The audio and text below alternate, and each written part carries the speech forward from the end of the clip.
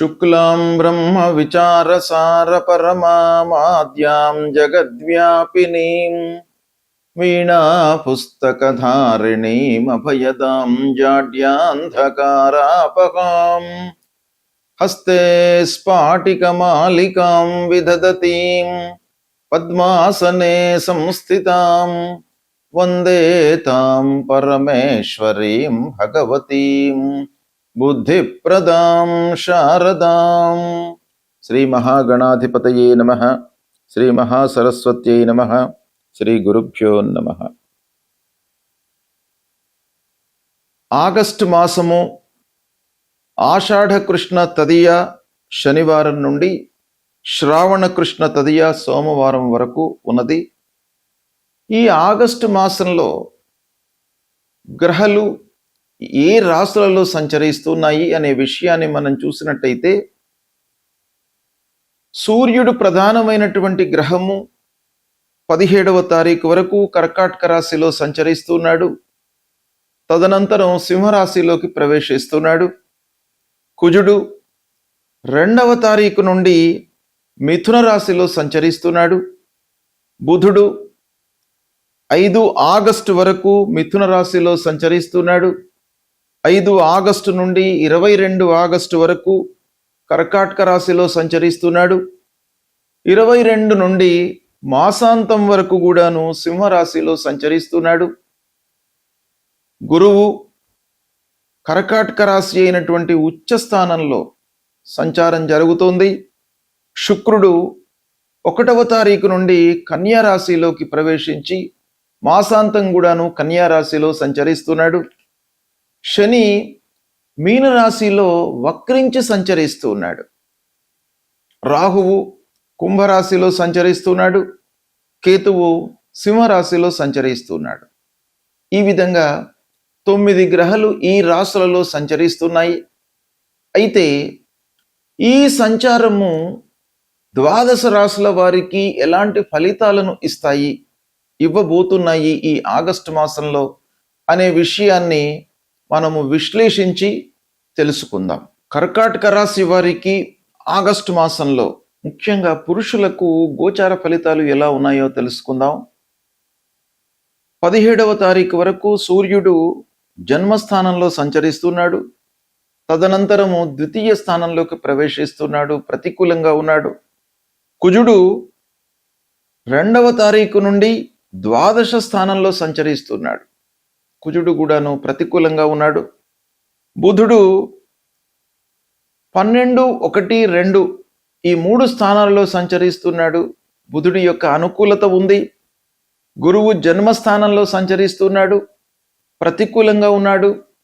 అయితే ఉచ్చ స్థానంలో ఉన్నాడు కాబట్టి కొంత మంచి ఫలితాలను ఇచ్చే అవకాశం ఉంది. ఇక శుక్రుడు 3వ స్థానంలో సంచరిస్తున్నాడు, అనుకూలంగా ఉన్నాడు. శని 9వ స్థానంలో ప్రతికూలంగా ఉన్నాడు. రాహువు 8వ స్థానంలో ఉన్నాడు, చాలా ప్రతికూలంగా ఉన్నాడు. కేతువు 2వ స్థానంలో ప్రతికూలంగా ఉన్నాడు.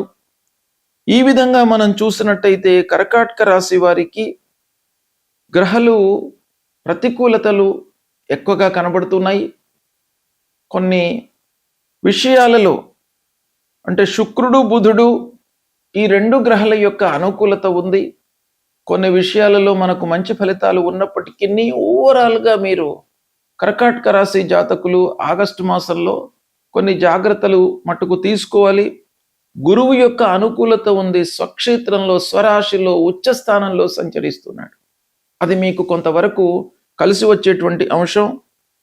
ఇక గురువు యొక్క సంచారము ఉచ్చ స్థానంలో జరుగుతోంది గనక మీకు సమాజం లోపల గౌరవ మర్యాదలు లభిస్తాయి. మీ నైపుణ్యానికి గుర్తింపు లభిస్తుంది. మీ వ్యక్తిత్వం కూడాను నలుగురికి ఉపయోగపడేటట్టుగా ఉంటుంది. తద్వారా మీకు ఒక రకమైనటువంటి సంతృప్తి కలిగే అవకాశం బాగా ఉంది.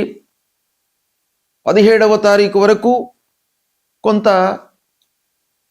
లీడర్షిప్ క్వాలిటీల మూలకంగా మీరు కొంత ఖర్చులను చేసేటువంటి అవకాశాలు ఉన్నాయి. ఇక 17 తర్వాత కొంత ధనయోగం కనబడుతుంది. రాబడి ఏదో రకంగా మీకు రావలసినటువంటి డబ్బు కొంత చేతికి అందుతుంది. కుటుంబం లోపల కూడాను ఆదాయం పెరిగేటువంటి అవకాశం కనబడుతుంది. కుజుడు ద్వాదశ స్థానంలో ఉన్నాడు. ముఖ్యంగా అనవసరమైనటువంటి ఖర్చులు పెరిగే అవకాశం. ద్వాదశ స్థానంలో పాపగ్రహము సంచారము, అనుకోకుండా మనకు ఖర్చులు రావడము, ఫోర్స్డ్గా మనము ఖర్చు చేయవలసినటువంటి స్థితి ఏర్పడము, ఇలాంటివి కనబడుతున్నాయి. ఇకపోతే విదేశీ ప్రయాణాలకు మట్టుకు ఈ కుజుడి యొక్క సంచారం మీకు బాగా కలిసి వస్తుంది. ఆ ప్రయత్నంలో ఉన్నటువంటి వాళ్లకు అనుకూలం. ఇక విదేశాల్లో ఉద్యోగం చేస్తున్నటువంటి వాళ్ళు, ఆల్రెడీ విదేశానికి వెళ్ళి ఉద్యోగంలో ఉన్నటువంటి వాళ్లకు అక్కడ కొత్త అవకాశాలు మీకు దొరికే ఛాన్సెస్ బాగా కనబడుతున్నాయి. ఇకపోతే పర్మనెంట్ రెసిడెన్సీ కొరకు, వీసా కొరకు ప్రయత్నాలు చేస్తున్నటువంటి వాళ్లకు కొంత ప్రోగ్రెస్ కనబడుతుంది ఈ మాసంలో కర్కాటక రాశి జాతకులకు. బుధుడి మూలకంగా ఉద్యోగ ప్రయత్నాలలో ఉన్నటువంటి వారికి అనుకూలంగా ఉంది. ప్రభుత్వోద్యోగులకు ముఖ్యంగా ఉన్నతాధికారులతో సయోధ్య కుదురుతుంది. స్నేహభావంతో ఉంటారు, మిమ్మల్ని గుర్తిస్తారు. ఇక ప్రైవేట్ ఉద్యోగంలో ఉన్నటువంటి వాళ్లకు కూడాను కొంత ప్రమోషన్ అవకాశాలు ఉన్నాయి. వ్యాపారంలో ఉన్నటువంటి వాళ్లకు ముఖ్యంగా చేతిలో ఉన్నటువంటి వ్యాపారము సజావుగానే కొనసాగుతుంది. అయితే వ్యాపారాన్ని ఎక్స్పాన్షన్ చేయాలి అనేటువంటి ఒక భావన మీ లోపల ఏర్పడుతుంది. అయితే దాన్ని కొంత జాగ్రత్తగా మీరు చేయడము ఈ మాసంలో అవసరము. ఇక రియల్ ఎస్టేట్ రంగంలో ఉన్నటువంటి వాళ్లకు, విద్యారంగంలో ఉన్నటువంటి వాళ్లకు, హాస్పిటల్స్ రన్ చేస్తున్నటువంటి వాళ్లకు కొంతవరకు కలిసి వస్తుంది ఈ మాసం. వివాహాది శుభకార్య ప్రయత్నాలు అనుకూలిస్తాయి. తద్వారా కొంత మీకు సంతృప్తి కనబడుతుంది. ఆత్మీయులు, దగ్గరి వాళ్ళు, వీళ్ళందరి యొక్క సహాయ సహకారాలు కొంతవరకు మీకు కలిసి వస్తాయి. అయితే ఖర్చులు మటుకు ఒక పక్కన ఉన్నప్పటికీ ముఖ్యమైనటువంటి పనులు మీకు కలిసి వస్తాయి గనక తద్వారా మీ లోపల కొంత సంతృప్తి కలుగుతుంది. విద్యార్థులకు హయ్యర్ ఎడ్యుకేషన్ లోపల మట్టుకు అనుకూలంగానే ఉంది. ముఖ్యంగా ఈ ఫార్మసీ చదువుతున్నటువంటి విద్యార్థులు, నర్సింగ్ రంగంలో ఉన్నటువంటి వాళ్ళు, మెడిసిన్ చదువుతూ ఉన్నటువంటి వాళ్ళు, అగ్రికల్చర్ ఫీల్డ్లో చదువును కొనసాగిస్తున్నటువంటి వాళ్ళు, వీళ్ళందరికీ కూడాను ఈ విద్యార్థులకు ఈ మాసం బాగా కలిసి వస్తుంది. కాకపోతే శని భాగ్యస్థానంలో సంచరిస్తున్నాడు కాబట్టి మీరు పూర్తిగా అదృష్టం పైన ఆధారపడి ఉండకుండా మీ శక్తిని, ప్రయత్నాన్ని, మీ నైపుణ్యాన్ని మీరు ప్రదర్శించాలి, వినియోగించాలి. తద్వారా మీకు కొన్ని లాభాలు కలిగే అవకాశాలు ఉన్నాయి. ముఖ్యంగా రాహు యొక్క ప్రతికూలత ఉంది. అష్టమ స్థానంలో రాహు సంచరిస్తున్నాడు గనక ఆకస్మికమైనటువంటి ఇబ్బందులకు కారకుడవుతాడు. కనుక మీరు ప్రతి పనిని కూడాను ఆలోచించి స్టెప్స్ తీసుకోవడం చాలా అవసరము. ఇకపోతే శత్రువుల మూలకంగా, మీకు గిట్టని వాళ్ళ మూలకంగా కొన్ని ఇబ్బందులు తలెత్తే అవకాశాలు ఈ మాసంలో కనబడుతున్నాయి.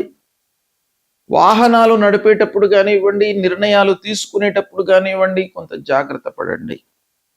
ఇక ఆరోగ్యము ఓవరాల్గా సాధారణంగా ఉంటుంది, ఇబ్బంది ఏం లేదు. అయినప్పటికీ ఆరోగ్యం పైన శ్రద్ధ చూపడము చాలా అవసరము. ఓవరాల్గా మనం చూసినట్టయితే కర్కాటక రాశి వారికి ఈ ఆగస్టు మాసంలో కొన్ని కార్నర్స్ లోపల, అంటే స్వరాశిలో కర్కాటక రాశిలోనే ఉచ్చస్థితుడై గురువు ఉండడం మూలకంగా కొన్ని మంచి ఫలితాలు కనబడుతున్నాయి. అయితే ఓవరాల్గా మట్టుకు మీకు యావరేజ్గా ఉంటుంది ఈ మాసం. మీరు సద్వినియోగపరచుకోండి. గ్రహస్థితి ప్రతికూలంగా ఉన్నప్పుడు మనము ఆ భగవంతుడి యొక్క అనుగ్రహాన్ని పొందడము చాలా ముఖ్యం. ఆ గ్రహస్థితి ముఖ్యమైనటువంటి గ్రహాలు గురు, శని, రాహువు, కేతువు.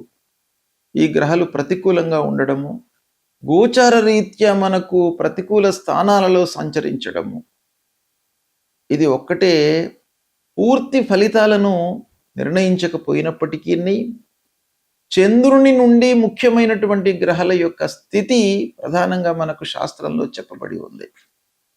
చంద్రుడు మనస్సుకు కారకుడు, మనస్సే అన్నిటికీ కూడాను కారకం. మనము భావిస్తే ఒక విషయము మంచి అనిపిస్తుంది, మన భావన వారిపై విపరీతంగా ఉన్నట్టయితే అది విభిన్నంగా ఉంటుంది. కాబట్టి మనస్సు చాలా విషయాలపై ప్రభావాన్ని చూపిస్తుంది గనక చంద్రుని నుండి ముఖ్యమైనటువంటి గ్రహాలు ఏ స్థితిలో ఉన్నారు అనేదే మనం ప్రధానంగా గోచారంలో చూస్తుంటాం. అయితే ఇదే కాకుండా జన్మ సమయం లోపల ఉన్నటువంటి గ్రహస్థితిని కూడాను మనం లెక్కలోకి తీసుకోవాలి. ఆ జన్మ సమయంలో గ్రహాలు ఎలా ఉన్నాయి, మిత్రస్థానాలలో, శత్రుస్థానాలలో, సమస్థానాలలో ఉన్నారా, ఈ ముఖ్యమైనటువంటి గ్రహము సంచరిస్తున్నటువంటి రాశి ప్రతికూలంగా ఉన్నప్పటికీ పుట్టిన సమయం లోపల అష్టక వర్గులో అధికమైనటువంటి పాయింట్స్ను కలిగి ఉన్నట్టయితే మనకు కొంత మంచి ఫలితాలు వచ్చే అవకాశాలు ఉంటాయి. ఇలా ఎన్నో ఫ్యాక్టర్స్ను మనము లెక్కలోకి తీసుకొని ఫలితాలను నిర్ణయించడము అనేటువంటిది శాస్త్రబద్ధం. కాబట్టి గోచార ఫలితాలు ప్రతికూలంగా ఉన్నప్పుడు మనము ముఖ్యంగా గురువు విషయమై ఆలోచించినట్టయితే దక్షిణామూర్తి స్తోత్ర పారాయణం చేసుకోవడము, గురువుకు సంబంధించినటువంటి మూల మంత్రాన్ని జపించడము, దేవానాంచ ఋషీణాంచ గురుం కాంచన సన్నిభం వందనీయం త్రిలోకానాం తం నమామి బృహస్పతి అనేటువంటి మూల మంత్రాన్ని ప్రతినిత్యం కూడాను చదువుకుంటే గురువు యొక్క అనుగ్రహం లభిస్తుంది. తల్లిదండ్రులను సేవించండి. తల్లిదండ్రులు ప్రథమ గురువులు. జన్మతో మనకు అన్నీ నేర్పినటువంటి వాళ్ళు ప్రప్రథమంగా తల్లిదండ్రులు. కాబట్టి వాళ్లకు సపర్యలు చేయడము, వాళ్ళ యొక్క ఆరోగ్య విషయమై మనము మనస్సు నిలపడము, బాగోగులను చూసుకోవడము, ఇవి చాలా ప్రధానమైనటువంటిది. తద్వారా వాళ్ళ యొక్క అనుగ్రహం లభిస్తుంది. అదేవిధంగా శని ప్రతికూలంగా ఉన్నప్పుడు హనుమాన్ చాలీసా చదవండి, ఆంజనేయ స్వామిని కొలవండి, శనికి సంబంధించినటువంటి మూల మంత్రాన్ని ప్రతినిత్యం కూడాను చదువుకోండి. రాహుకేతులు ప్రతికూలంగా ఉన్నప్పుడు అమ్మవారి దేవాలయానికి వెళ్ళండి, అమ్మవారిని కొలవండి, అమ్మవారికి సంబంధించినటువంటి స్తోత్ర పారాయణాలు చేయండి. దుర్గా సప్తశ్లోకి అనేటువంటిది మీకు చాలా ఉపయోగపడుతుంది. దాన్ని మీరు ప్రతినిత్యం కూడాను చదువుకోండి. అందులో ఉన్నటువంటి 7 శ్లోకాలను మీరు ప్రతినిత్యము కూడాను చదవడం మూలకంగా భయము, ఆందోళన ఇవన్నీ కూడాను దూరమైపోయి మీకు విజయము చేకూరేటువంటి అవకాశాలు ఉంటాయి. ఆత్మవిశ్వాసాన్ని మీకు ఆ అమ్మవారు మీ లోపల నెలకొల్పుతారు. కాబట్టి అది చేయండి. గణపతిని స్మరించండి, గణపతి దేవాలయానికి వెళ్ళండి. ఇలా ప్రతికూలంగా ఉన్నప్పుడు మనం చేయవలసినటువంటి కర్తవ్యము భగవంతుణ్ణి సందర్శించుకోవడము, దేవాలయానికి వెళ్ళడము, స్తోత్ర పారాయణాలు చేయడము. తద్వారా మీకు ఆ భగవంతుడి యొక్క అనుగ్రహం లభిస్తుంది. ఈ దుస్థానాలలో సంచరిస్తున్నటువంటి గ్రహాల యొక్క ప్రభావము తగ్గుతుంది, శుభ ఫలితాలు కలుగుతాయి. దీన్ని మీరు ఆచరించండి. శుభం.